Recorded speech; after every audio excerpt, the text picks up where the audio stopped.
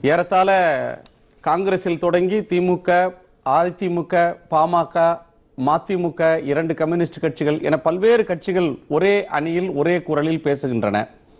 வாழ்வாதாரத்தை பாதிக்கும், விவசாயம் பாதிக்கப்படும், நிலத்தடி நீர்மட்டம் பாதிக்கும், காற்று மாசுபடும். எனவே இதை ஏற்க முடியாது, இந்த திட்டத்தை எதிர்க்கிறோம் என்று அவர்கள் சொல்கிறார்கள். நீங்க வேற கோணத்தில் பேசுறீங்க. எல்லோரும் ஒரு திசையில போகும்போது டாக்டர் கிருஷ்ணசாமி மட்டும் ஏன் இன்னொரு திசையில போகிறார்ன்ற கேள்வி வருது. அதுக்கு உங்க பதில் என்ன?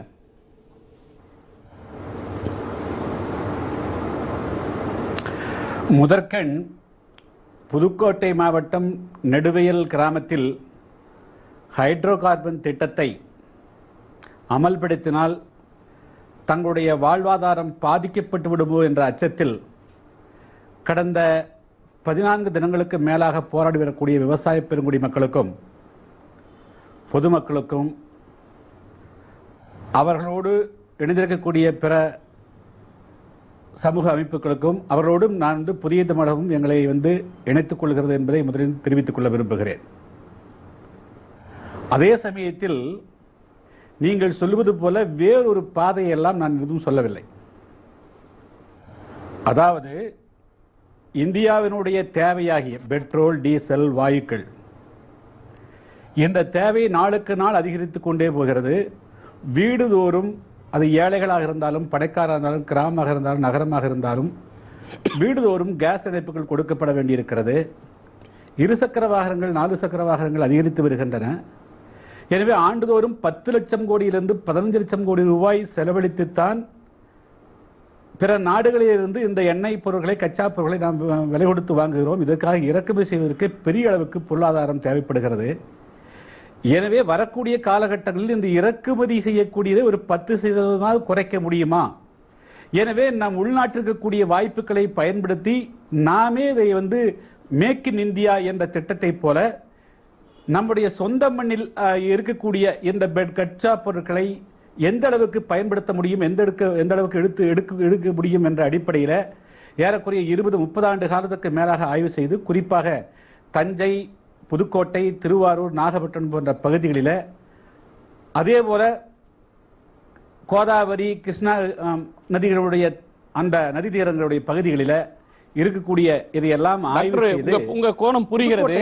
பெட்ரோலியத்துக்கு செலவு பண்ற தொகையை நிறுத்தணும், அந்நிய செலாவணியை நீண்ட விளக்கத்துக்கு நேரம் இல்ல. நான் சொல்லி முடியும். அதாவது இல்ல நான் சொல்லி முடிச்சிடறேன். இல்ல அதாவது இல்ல சொல்றேன். அதாவது ஹைட்ரோ கார்பன் இது எடுத்தால் ஓரளவுக்காவது இது இந்த மக்களுக்கு, தமிழ் இந்தியாவுக்கு பயன்படக்கூடிய வகையில் இருக்கும் என்ற அடிப்படையில் அந்த திட்டத்தை கொண்டு வருவதை கொள்கை ரீதியாக நான் முதல் சென்டென்ஸ்ல வரவேற்கிறீங்க. முதல் வாக்கியத்துக்கு உங்களுடைய வாதத்துடைய முதல் பகுதிக்கும் 2வது பகுதிக்கும் முரண்பாடு இருக்கு. நீங்க போராடுற மக்களோடு, போராடுகிற சமூக இயக்கங்களோடு நானும் இணைந்து கொள்கிறேன். அதோடு நாங்க எங்களுடைய கருத்து புதிய தமிழகம் அதில் ஒன்றுபடுகிறதுன்னு சொல்றீங்க. அந்நிய செலாவணியை குறைக்கணும், பெட்ரோலிய பொருட்களை இங்கே உற்பத்தி செய்து கொள்ளலாம்ன்றது மாற்று கருத்து யாருக்கும் இல்லையே. அந்த மக்கள் தங்கள் பகுதியில் இது செயல்படுத்தப்பட்டால் தங்களோட வாழ்வாதாரம் பாதிக்கும். அச்சம் அவருடைய, அதாவது அவருடைய அந்த அச்சம் என்ற வார்த்தையை நீங்க கவனிக்காம பேசுறீங்க. விவசாயிகள் மத்தியில் இருந்திருக்கக்கூடிய அச்சத்தை போக்க வேண்டிய பொறுப்பு மத்திய அரசுக்கு இருக்கிறது, ONGCக்கு இருக்கிறது, மாவட்ட ஆட்சியருக்கு இருக்கிறது, தமிழ்நாடு அரசுக்கு இருக்கிறது. அதை யாருமே செய்யவில்லையே என்பது மாநில அரசு அச்சத்தை போக்குற முடிவில் இல்ல. மாநில அரசு மக்கள் விரும்பாவிட்டால் திட்டத்தை நாங்கள் எதிர்ப்போம், அனுமதி தரமாட்டோம் அவங்க தெளிவுபடுத்திட்டாங்க. மாநில அரசை பொறுத்தவரையிலும் இந்த திட்டத்தை கொண்டு வரணும்ன்ற முனைப்பு அவர்களுக்கு இல்ல. அரசியல் அவர்கள் சொல்றாங்க நீங்க பாதிப்பு இருக்காதுன்னு நீங்க சொல்லுவீங்களா? கருத்துக்கள் அவங்க அச்சம் அவசியம் இல்லாதது, அந்த அச்சம் அவசியம் இல்லாதது, தேவையற்றது, பாதிப்பு இருக்காது, அடிப்படையற்றது. அந்த அச்சத்துல பின்னாடி அடிப்படையே கிடையாது, பேசிஸ் இல்லன்னு நீங்க சொல்லுவீங்களா? நான் என்ன சொல்ல வரேன்னா, எந்த திட்டத்தை மத்திய அரசோ மாநில அரசு பெரிய திட்டங்கள் கொண்டு வருகின்ற பொழுது அந்த திட்டத்தினுடைய ப்ரோஸ் அண்ட் கான்ஸ், அதனால் ஏற்படக்கூடிய பாதக சாதகங்களை மத்திய மாநில அரசுகள் பொதுமக்களுக்கு தெளிவுபடுத்த வேண்டிய பொறுப்பிலே இருக்கிறார்கள். ஆனால் இந்த விஷயத்திலே இதுவரையிலும் மத்திய அரசோ மாநில அரசோ சாதகபாத அம்சங்களை பற்றி தெளிவுபடுத்தவில்லை. அடுத்து பப்ளிக் ஹியரிங், மக்களுடைய கருத்துக்களை கேட்க வேண்டிய கூட்டங்களை இதுவரையிலும் நடத்தவே இல்லை. சோ இது போல எல்லாம் நடத்தல அப்படிங்கறத நான் சுட்டிக்காட்ட விரும்புகிறேன். மீத்தேனுடைய அனுபவத்தை நீங்க கணக்கில் எடுத்துக் கொள்ள மாட்டீங்களா? தமிழ்நாட்டின் அதே பகுதியில அதனுடைய அண்டை மாவட்டத்துல மீத்தேனுக்கு எதிராக மக்கள் போராடி இருக்கிறாங்க. அந்த திட்டம் கைவிடப்படணும்னு அரசு முடிவு எடுத்திருக்கிறது. அந்த படிப்பினையை கணக்கில் எடுத்துக்க மாட்டீங்களா நீங்க? மோசம் சொல்ல முடியாது. கூடங்குளத்துக்கு எத்தனை பேர் போறான்னு இல்ல. அதாவது உலகம் முழுவதும் பெட்ரோல் எடுக்கிறார்கள், கேஸ் எடுக்கிறார்கள். அங்க என்ன எடுக்கிறாங்க? இங்க என்ன பாதிப்பு வரும், பாதிப்பு வராது அப்படின்னு ONGC முதல்ல சொல்லட்டும். விஞ்ஞானிகள் ஆய்வு செய்யட்டும். அதுக்கு வாய்ப்பு கொடுங்க. ONGC விளக்கம் தர வேண்டாம் யார் சொன்னாங்க? மத்திய அரசு விளக்கம் தர வேண்டாம் யார் சொன்னாங்க? பெட்ரோலிய அமைச்சர் இது தொடர்பா இதைத்தான் நாங்க செய்ய போறோம், இதைத்தான் நாங்கள் செயல்படுத்த போறோம், இதனால பாதிப்பு இல்லைன்னு அவர் சொல்றதை யார் தடுத்தாங்க? பாலைவனத்து உலகம் முழுக்க பெட்ரோல் எடுக்கிறாங்கனாலும் பாலைவனத்துல பெட்ரோல் எடுக்கிறதுக்கும் சோலைவனமா விவசாயம் முப்போகம் விளையிற பூமியில பெட்ரோல் எடுக்கிறதுக்கும் வித்தியாசம் இல்லையா? அதுல எடுக்கக்கூடிய பாதிப்பும் இதுல எடுக்கக்கூடிய பாதிப்பும் ஒன்றா? உங்க கருத்துல என்ன கிடைக்குது? அங்கதான் எடுக்க முடியும். இல்ல, மக்கள் போராடுகிறார்கள், அவர்களுக்கு அச்சம் இருக்கு. அச்சத்தை தெளிவுபடுத்துறதோடு நிறுத்துறீங்களா இல்ல இந்த அச்சமே அவசியமற்றதுன்னு நீங்க சொல்ல வரீங்களா? அச்சத்தை முதல்ல தெளிவுபடுத்துங்கிறது என்னுடைய முதல் நிலைப்பாடு. இரண்டாவது சட்டம், அதாவது ONGCயும் ஜெம்மும் மத்திய அரசு இதனால் ஏற்படக்கூடிய பாதக சாதக அம்சங்கள், காற்று மாசுபடுமா இல்லையா, தண்ணீர் மாசுபடுமா இல்லையா, நிலத்துக்கு என்ன பாதிப்பு வரும், சுற்றுப்புறத்தில் வாழக்கூடிய மக்களுக்கு என்ன பாதிப்பு வரும் என்பதை வெளிப்படையா பேசணும், ஆதாரபூர்வமாக பேசணும். மக்கள் பப்ளிக் ஹியரிங் வைக்கணும். திட்டத்தை எடுத்தோடனே நான் இந்த திட்டத்தை கண்கூடாக சில விஷயங்கள் அவர்களுக்கு தெரியறதுனாலதான் அந்த மக்கள் போராடுறாங்க. இன்னைக்கு கண்கூடாக இந்த பிரச்சனைகளை பார்க்கிறதுனாலதான் அரசு எதிர்க்கிறது, மாநில அரசு வராம பல கட்சிகள் இந்த போராட்டத்துக்கு ஆதரவு தெரிவிக்கின்றன. ஏராளமான கட்சிகள் ஆதரவு தெரிவிக்கிறதுக்கு, சுற்றுச்சூழல் ஆர்வலர்கள் எதிர்ப்பு தெரிவிக்கிறதுக்கு கண்கூடாக அவங்களுக்கு தெரிஞ்ச படிப்பினை காரணமா இருக்காதா?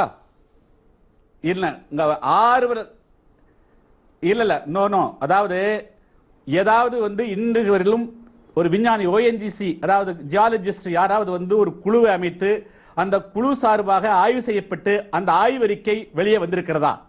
நான் அந்த நாட்டில் வேலை செய்யறேன், எந்த நாட்டில் பாதிப்பு வந்திருக்குன்னு அந்த ஊர்ல வேலை செய்யறோம் சொல்றது மட்டும் வச்சுட்டு ஒரு திட்டத்தை ஆதரிக்கிறது எதுக்குறது எந்த விதம் சரியா இருக்க முடியும்? அந்த திட்டத்துக்கு வெளியில இருக்கிறவங்க கருத்து சொல்லலாமா? உங்களை மாதிரி வெளியில கோவையில் இருக்கிறவங்களும் திருநெல்வேலியில் இருக்கிறவங்களும் கருத்து சொல்லலாமா? அந்த உள்ளூர்காரங்க பதில் சொல்லணுமா? வெளிநாட்டுல இருந்தாலும் அந்த உள்ளூரை சேர்ந்தவர்களுக்கு ஸ்டேக் இருக்கா, வெளியில இருக்கிறவங்களுக்கு ஸ்டேக் இருக்கா? உள்ளூரை சேர்ந்தவர்களுக்கு கருத்து சொல்றதுக்கு உரிமை இருக்கா இல்லையா? இதுல இறுதி கருத்து சொல்ல வேண்டியது யார்? அவங்களா, விஞ்ஞானிகளா, மக்களா? எல்லாரும் இந்தியாவுக்குள்ளதான் இருக்கிறோம்.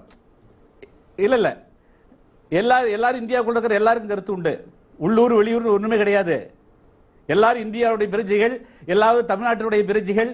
ஒரு பகுதியில் நடக்கக்கூடியது இன்னொரு பகுதியில் பாதிப்பு ஏற்படுகிறது அல்லது லாபம் வருகிறது, அதை பற்றி கருத்து பேசணும். அதான் யாரோட கருத்து இறுதி கருத்தா இருக்க முடியும்னு கேக்குறேன். நீங்க ஒரு பார்வையாளரா கருத்து சொல்லலாம். Are you a stakeholder? நீங்க அதனுடைய பங்குதாரரா? அதனுடைய பலனோ தீமையோ உங்களுக்கு வரப்போகிறதா? பாருங்க, அதாவது எஸ் தமிழ்நாட்டினுடைய பங்குதாரர், அது என்ன சந்தேகம் இல்ல. பரந்த 7 கோடி மக்களின் ஒருவன் நான் அப்படின்னு சொல்றது வேற.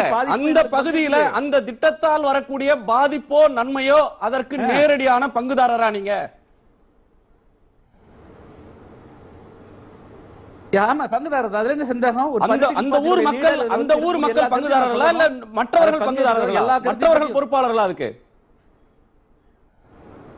இல்ல, எல்லாருக்குமே. இங்க பாருங்க, அதுல இப்போ ஒரு political party, responsible political party என்ற அடிப்படையில் அந்த திட்டம் வந்தால் நன்மை 100% நன்மை என்று நான் சொன்னேனா, காற்று மாசுபடாது என்று சொன்னேனா, தண்ணீர் மாசுபடாது என்று சொன்னேனா, நிலம் மாசுபடாது சொன்னேனா, விஞ்ஞானிகள் அதில் எக்ஸ்பர்ட்ஸ், அதில் நிபுணத்துவம் பெற்றவர்களுடைய குழு சொல்லட்டும், ONGC சொல்லட்டும் நம்முடைய வாதம். விஞ்ஞானிகளே மாறுபடுகிறார்கள். அறிக்கை பெறாமல் ஒரு வாட்ஸ்அப் செய்தியை வச்சுட்டே நம்ம பேசினா எப்படி சரியா இருக்க முடியும்? இல்ல, விஞ்ஞானிகள் அப்படி சொன்னப்ப கூடங்குளத்தை நீங்க ஏத்தீங்களா, ஆதரிச்சீங்களா? வலியுறுத்தி விரும்புவது அப்துல் கலாம் மாதிரியான விஞ்ஞானிகளே சொன்ன நேரத்துல அதை ஏற்றுக்கொள்ள முடியாது அப்படின்னு சொல்லி உங்களுடைய நிலைப்பாடு என்னவா இருக்கு? கூடங்குளத்துல 100% ஆதரிச்சேன். சரி, ரைட். உங்களுடைய கருத்து என்ன?